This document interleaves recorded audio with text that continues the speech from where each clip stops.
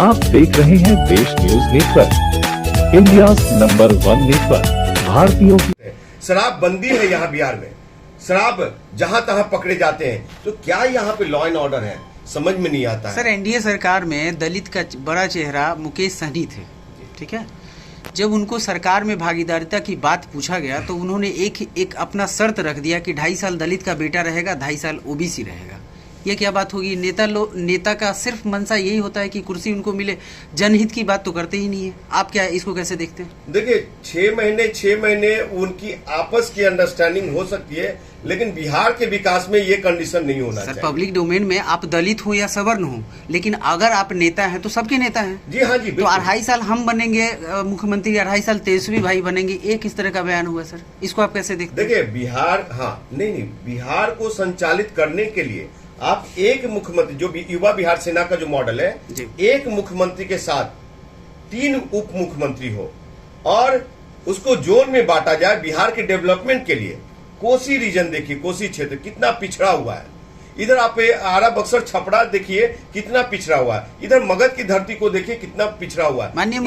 माननीय मुख्यमंत्री के द्वारा किए गए जो कार्य हैं जी, उसको आप किस तरीके से देखते हैं? सराहना तो करना ही चाहिए। डेवलपमेंट हुआ है कि नहीं आपके नजर? देखिए, एक मुख्यमंत्री साहब थे जिन्होंने कहा था कि हेमा मालिनी के गाल से भी हम सुंदर रोड बनाएंगे, लेकिन ओमपुरी के गाल से भी सुंदर नहीं बन पाया। लेकिन हाँ, इस सरकार में हेमा मालिनी जैसा तो रोड बन गया, हेमा मालिनी के गाल जैसा रोड बन गया, लेकिन जो यहाँ के युवा नौजवानों को रोजगार चाहिए, जो उनके मुख्यभूत जो समस्याएं हैं, उस मुख्य समस्याओं से मुंह मोड़ लिया है सरकार। तो अगर वो मुंह मोड़ चुके हैं तो वो भी अटेंशन कराना हम युवाओं का काम है। और सभी युवा इस युवा बिहार सेना मंच पे बहुत तेजी से जुड़ रहे हैं और वो लोग एक साथ हो रहे हैं। और आपको बता दो कि बिहार का बदलाव, बिहार का विकास इन युवाओं के हाथ ही है। और वो जब सरकार नहीं बदल रही है, सरकार अगर उन्नत बिहार नहीं बना रहे हैं, तो रोजगार युक्त बिहार नहीं बना रहे हैं, तो हम युवा लोग ही मिलकर के उन्नत और रोजगार युक्त बिहार बनाएंगे। जो यहाँ पे बंद पड़े करवाने का भी हम लोग के पास विजन है। एक क्वेश्चन है लास्ट, आपको नहीं लगा था कि समाज के जो सबसे निचले पायदान पे रह रहे लोग हैं उनको सरकार ठगने का काम किया, शिक्षा का स्तर चौपट करके, ताकि उनकी 2 जनरेशन और बेवकूफ रहे?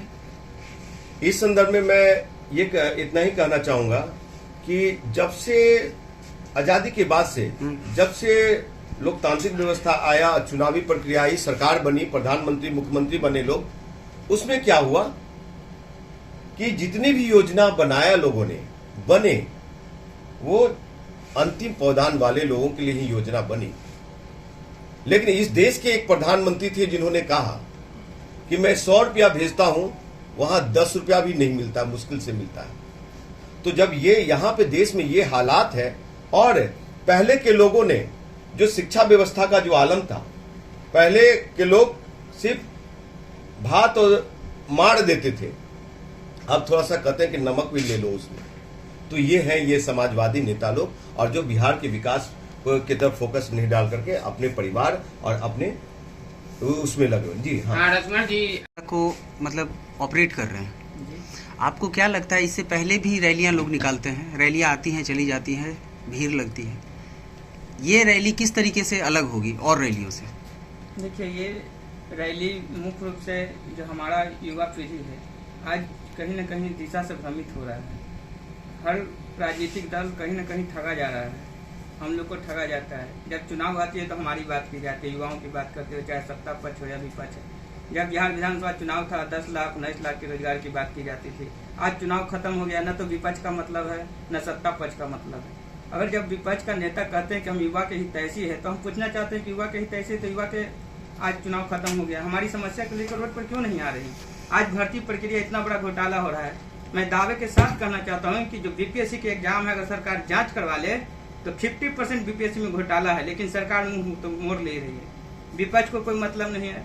मेरा मांग करना है कि जो भी भर्ती प्रक्रिया बिहार में निकले, एक निर्धारित समय मापदंड दिया जाए कि नॉन गस्टेड कोड हो, उसको 6 महीना से साल भर के अंतराल में भर्ती प्रक्रिया पूर्ण कर ले। क्योंकि जो भी पटना में आके पढ़ते हैं, गरीब का बच्चा पढ़ते हैं, उनके माँ बाप कितना कष्ट करके पटना में भेजते हैं, 3 बाय 4 बाय 5 वन के रूम में रहते हैं, 2000 4000 5000 रूम रेंट देना पड़ता है, बहुत कष्ट करके। आपने बोला कि बीपीएससी की परीक्षा में घोटाला है, किस आधार पे आप ऐसा कह रहे हैं?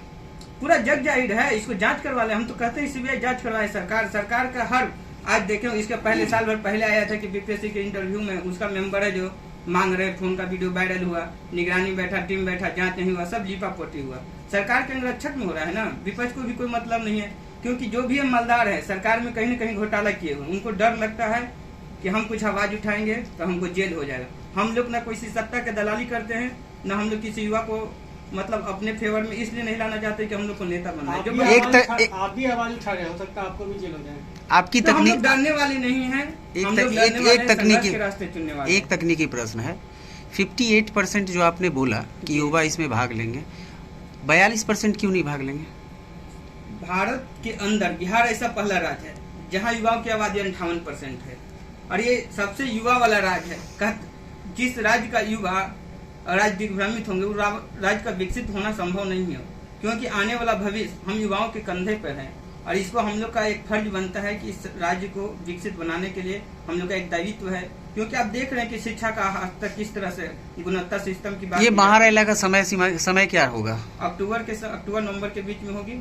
समय तिथि मीडिया के माध्यम से हम लोग घोषित करेंगे। अंतिम में